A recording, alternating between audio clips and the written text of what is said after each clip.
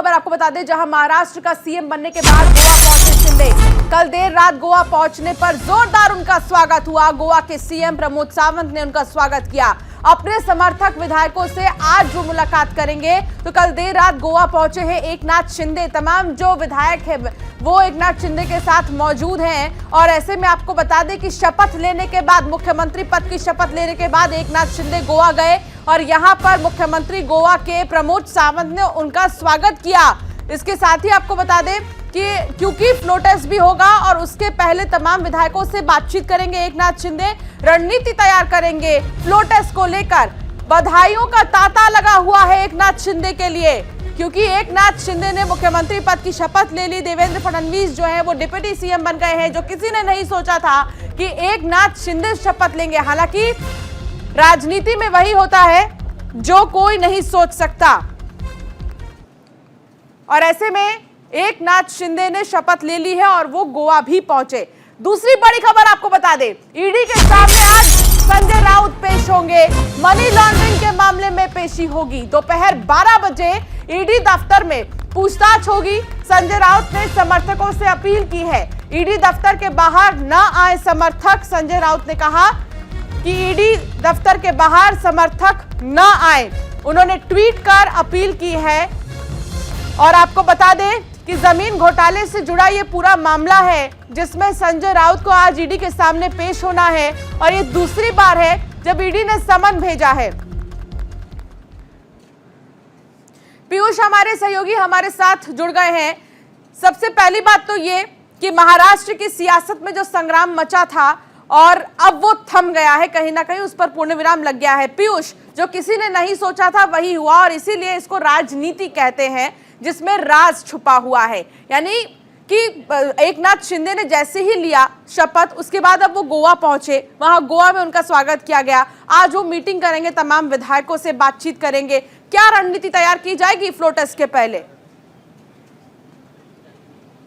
देखिए, निश्चित तौर पर आज जिस तरह से शिंदे पहुंचे हुए हैं गोवा और देर रात, और उसके बाद आज विधायकों के साथ वो बैठक करेंगे। आगे की क्या रणनीति होगी, क्योंकि अब उन्होंने कल हम लोग जब वहाँ राजभवन में मौजूद थे और तमाम लोगों से बातचीत कर रहे थे कि आखिर ये सरकार जो बनी है ये शिवसेना से बागी गुट और भाजपा गठबंधन की सरकार है या फिर किसकी सरकार है, क्या कहेंगे, किस गठबंधन की सरकार है। तो वहाँ मौजूद तमाम लोगों ने ये बात कही थी, ये शिवसेना और भाजपा गठबंधन की सरकार है। तो ऐसे में आप एक चीज़ समझ लीजिए कि अब पूरी की पूरी पार्टी की तरफ से रिप्रेजेंट करने का जो काम है वो एकनाथ शिंदे को करना है। और एकनाथ शिंदे आखिर कैसे उस पूरी शिवसेना को अपने साथ जोड़ पाते हैं, ये बड़ा सवाल है। हालांकि शिवसेना से जिस मेजॉरिटी में विधायक उनके साथ बगावत कर कर उनके साथ खड़े हुए, उनकी संख्या तकरीबन 40 के आसपास है। तो ऐसे में साफ है कि 40 विधायक जो शिवसेना से बगावत करके आए हैं उनको भी किस तरह से संतुष्ट करते हैं, क्योंकि तमाम ऐसे होंगे जिन्हें मंत्री बनाना होगा। भारतीय जनता पार्टी से भी तमाम विधायक जो हैं वो मंत्री बनेंगे, तो उनको किस तरह संतुष्ट करते हैं, तमाम ऐसी बातें होंगी। आज तमाम वो बैठक करेंगे, बैठक करके उन विधायकों से बात करेंगे जो उनके साथ बगावत करके साथ खड़े रहे, गुवाहाटी तक पहुँचे और गुवाहाटी से वापस अब गोवा तक आए हुए हैं। वापस वो मुंबई कब आएंगे, किस तरह से उनकी सिक्योरिटी को लेकर क्या होगा, क्योंकि अब मुख्यमंत्री की कुर्सी पर एकनाथ शिंदे बैठे हुए हैं।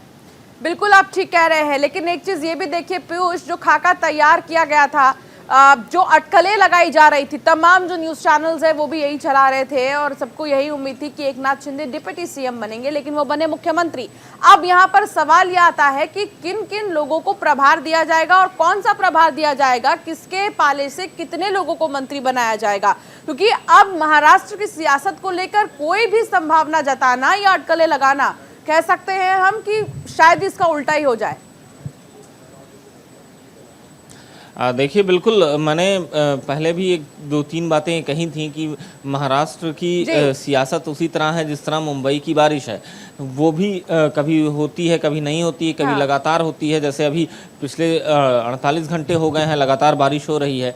तो आप एक चीज़ ये समझ लीजिए कि जिस तरह से महाराष्ट्र में राजनीतिक गतिरोध शुरू होता है, उसके बाद एक के बाद एक नई नई चीज़ें उसमें एंट्री करती हैं। और ऐसे में ही शाम को जब देवेंद्र फडणवीस राजभवन पहुंचे, तब तक लोगों को यही अनुमान था कि देवेंद्र फडणवीस ही शपथ लेंगे लेकिन जब देवेंद्र फडणवीस भगत सिंह कोश्यारी से मिलकर वापस आते हैं प्रेस कॉन्फ्रेंस में और वो अनाउंसमेंट करते हैं एकनाथ शिंदे की, तो खुद वहां बैठे जो भारतीय जनता पार्टी के लोग थे, पंकजा मुंडे से मैंने बात की, मैंने उनसे पूछा कि क्या आपको पता था कि एकनाथ शिंदे मुख्यमंत्री बनेंगे, तो उन्होंने कहा नहीं, ये हमें नहीं मालूम था, ये पार्टी का निर्णय है और दो नेताओं का निर्णय है। और उसके बाद क्योंकि दोनों नेताओं की जैसे एकनाथ शिंदे कल्पना पहुंचे खुद वहां पर मौजूद लोगों ने भी नहीं की होगी, ये इतना बड़ा राज था। खैर, अब संजय राउत की भी बात करते हैं पीयूष, क्योंकि आज संजय राउत को पेश होना है ईडी के समक्ष। उन्होंने ट्वीट कर अपने समर्थकों से अपील की है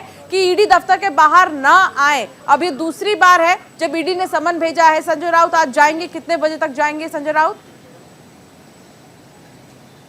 12 बजे उन्होंने कहा है कि वो ईडी के समक्ष पेश होंगे और ईडी ने उनको दूसरा सम्मन किया है। इसके पहले जब सम्मन हुआ था तो उन्होंने अपने वकील के माध्यम से ईडी में हाजिर हुए थे और वकील ने कहा था कि अभी उनकी बहुत व्यस्तता है, इसलिए उन्हें 14 दिन की मोहलत दी जाए, लेकिन ईडी ने 14 दिन की मोहलत नहीं दी। ईडी ने दूसरा सम्मन जारी कर दिया उसी दिन शाम को, और वो सम्मन आज की तारीख का था, 1 तारीख का। तो आज संजय राउत ने ट्वीट करके कहा है कि वो ईडी के दफ्तर जाएंगे और अपने समर्थकों से उन्होंने अनुरोध किया है कि कृपया वो कार्यालय पर ना पहुंचें, कार्यालय को ना घेरें। वो ईडी का सम्मान करते हैं, सम्मान का सम्मान करते हैं और कानून का सम्मान करते हैं।